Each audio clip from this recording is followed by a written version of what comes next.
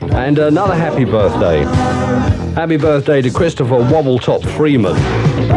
Wish him a happy first birthday on the 27th, which is tomorrow. And well done to his unfunky mum and dad. Thanks a lot, Uncle Andy. P.S. Is Warm Weather Pieces of a Dream ever going to be a single? Yes, it was a single.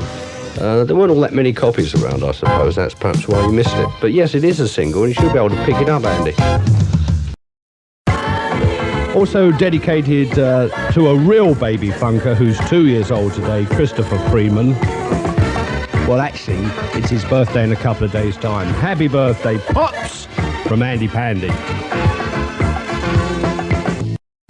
And I've had reports of flags, by the way, when we talk about birthdays. If you live in the village of Caddington, which is in Bedfordshire, in case you wonder where it is, and there's flags up everywhere and it looks like the village is celebrating something.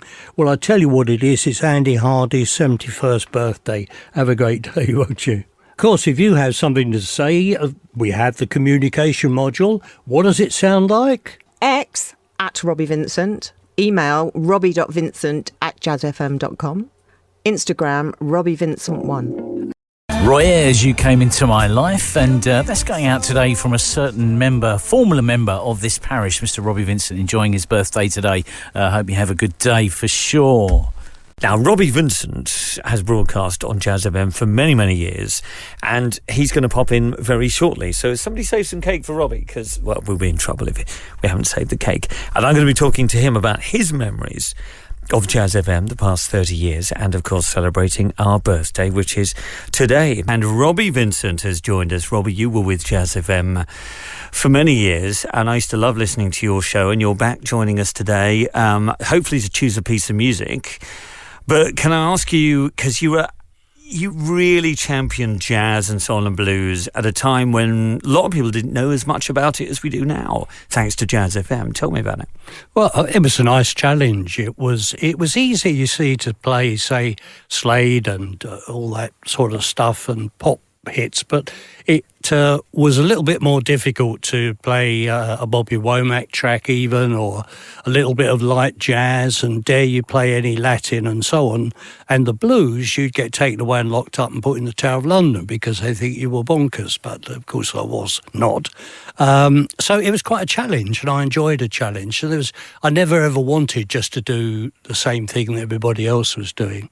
Turgid radio survives by being turgid. But you also went from being a messenger boy from a newspaper to being a radio presenter, talk show host and DJ. Where in your head did you go, I'm going to take my love of this music and go on the radio? Good question. If you think about it, both of them were a challenge. Telephone talk was a challenge. I was a pioneer, really, or a leader on the block of phone-in radio. There wasn't much when I started. So that was a real challenge because it was something new.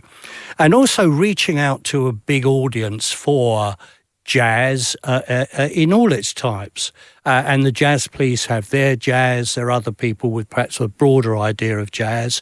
Soul is very important, and the blues are very important.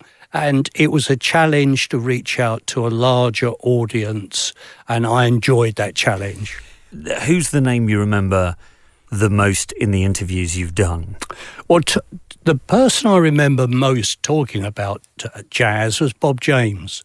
And Bob was classically trained musician. So he had hands as a piano player in jazz, and he had his hands in classical. He had his hands in pop jazz.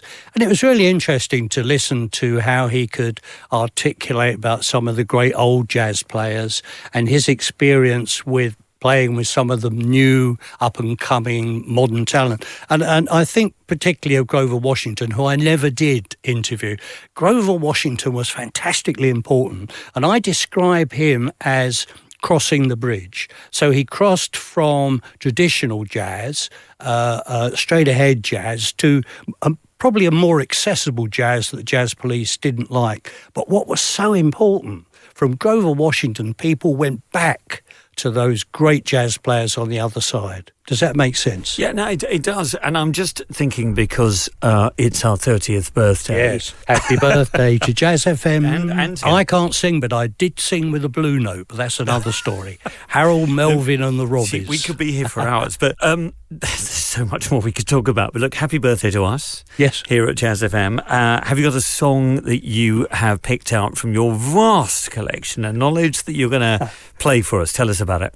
I'm often asked what my favourite track is, and I've got a lot of favourite tracks, probably 1,000 favourite tracks. To pick one, it has to be Stop On By, written by Bobby Womack, and this version is by Rufus and Chaka Khan.